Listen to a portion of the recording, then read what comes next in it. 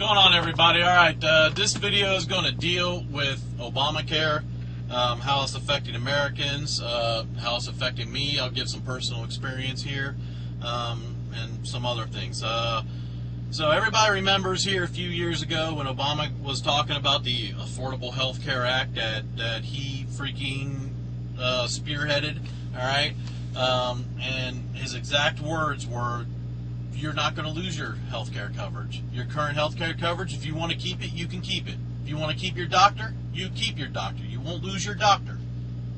Tell that to the 3.8 million people across America in the last few months that have lost their health care coverage. And again, the press, for the most part, I think it was the New York Times or someone like that, the New York Post or some shit like that, freaking is on his side. They put out a little release that said, oh no, Obama just simply misspoke when he said that. He misspoke. Now normally, a lot of people will just, be like, oh, okay, he misspoke. Well, me personally, I say, okay, he misspoke, then get him the fuck out of office, because any fucking president of the United States of America that has the ability to misspeak and just shrug it off like that shouldn't be in the fucking White House. Should not be the president of the United States. If he's going to misspeak, the president of the United States should never misspeak. His fucking speeches are read, they're proofread, they're edited, and everything else, alright? They are verbatim what he said. If he misspoke, then I don't want him in office, because if he goes over to another country and misspeaks, he could start a war. So get him the fuck out of office. Anybody in agreement with me there? I hope so. Because any fucking person who is in office that just nonchalantly misspeaks about something shouldn't be in office. I misspeak. But I don't have a fucking group of fucking people, alright, writing my fucking speeches or proofreading my fucking speeches. He didn't misspeak. He said exactly what was on his fucking mind. He lied. Blatantly lied. The fact of the matter is, though, that he didn't mention, too, that some people would be forced to have a doctor. See, I have health care.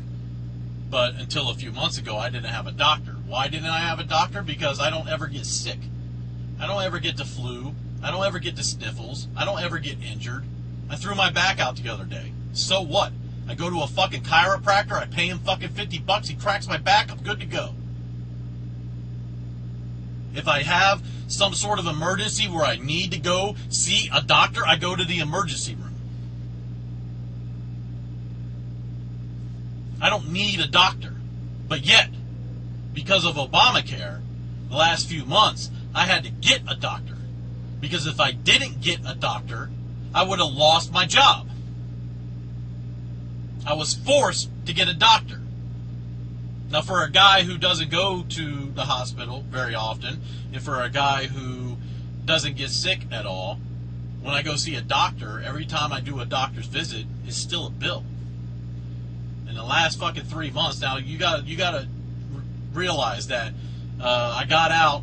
Let's see, I was in the military. I got free medical, right? I got out in 2005. So basically, the end of 2005 until now, which is what 8 years. In 8 years, I went to the hospital once.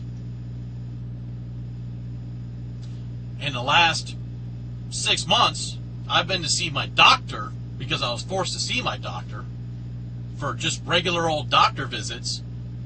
1, 2, 3, 4, 5, 6, about 7 times. Now, which each doctor visit costed me over $100 to go see him because my insurance doesn't pay shit. Again, I have insurance, but it's shitty insurance. $700, that's not affordable. See, that's $700 I could have had to do something else with, to pay a bill or something like that. But because of Obamacare, I've had to spend an extra $700 just on my doctor alone. Now, because of other restrictions and everything else with the Department of Transportation and their new rules, I had to spend another $800 on a sleep machine because I snore. What is that supposed to help me out with driving a truck? They want to tell you that it's to give you more energy and everything else, but the fact of the matter is, they also state that, well, you could die. Has anybody ever heard of anybody dying from snoring? Please, if you have, tell me, because I've looked it up and I haven't seen any evidence of anybody ever dying from snoring. So anyway, there's another there's $1,500 right there in the last 6 months. 6 months, $1,500. That's not affordable. Now, I'm dealing with my wife. My wife is on my medical for a specific reason, that if she has to go to a civilian hospital. See, she is a combat veteran. She went to Iraq. She was in the Marine Corps from 2001 to 2007, 2000 to 2007, something like that. All right, she was in for 7.5 years, something to that effect. She is 60% disabled. I don't know what the percentage is where you get free medical from the VA, but she's at that percentage and beyond. She's 60% disabled. She gets free medical, anything, dental, freaking if she needs surgery. She goes through the VA. Yeah, it may take longer, but she goes through the VA and it gets done taken care of and it's free. Until now. Until Obamacare. We just got a bill from her, one of her last visits. It was a $162 bill. How is that affordable? And the best part about it is, is that my wife just called me and she said, well, it's because I'm on your insurance. You need to take me off your insurance. But I'm like, whoa, wait a second.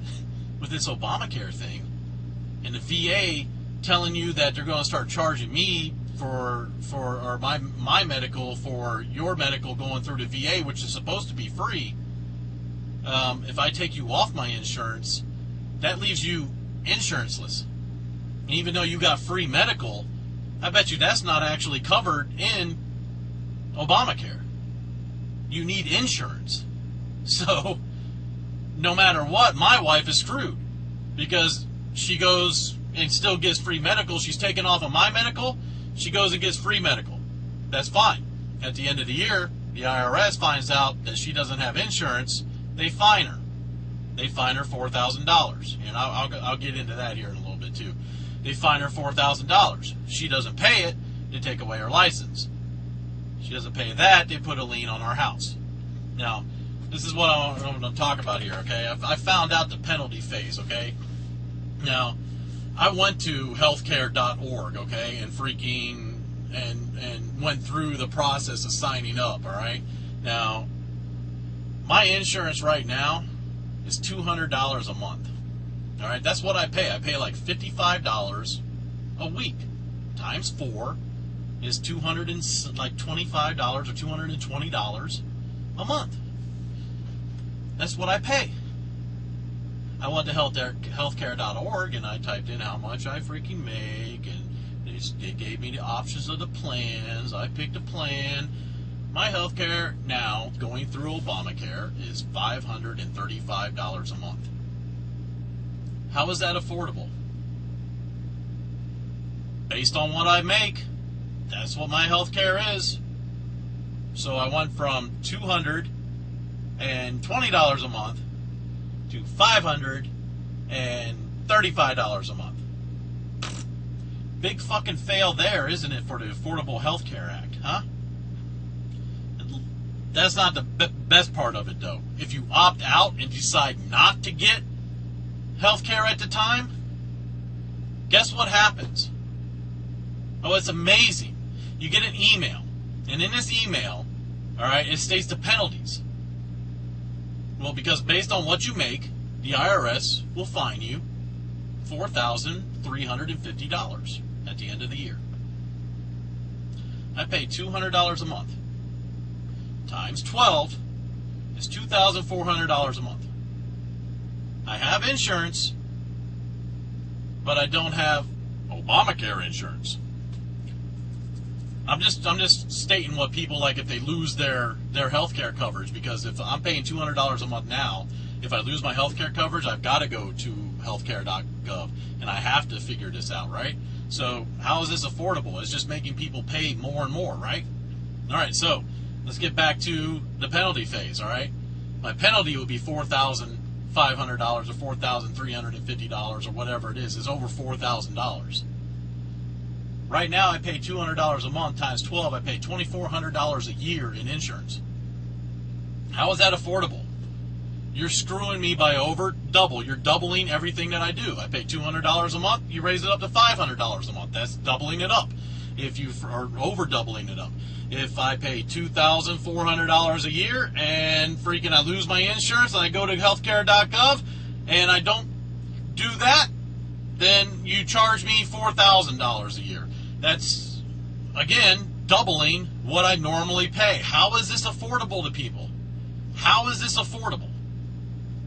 Yeah, but yet another penalty phase that a lot of people don't know about. If you don't pay the $4,000 or the penalty of the IRS that puts on your taxes at the end of the year, if you don't pay that, you could lose your license, your driver's license.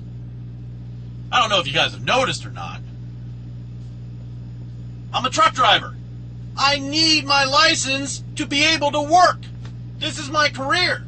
It's not like I can sit there and be like, well, time to go to McDonald's, because I'm not going to work at McDonald's.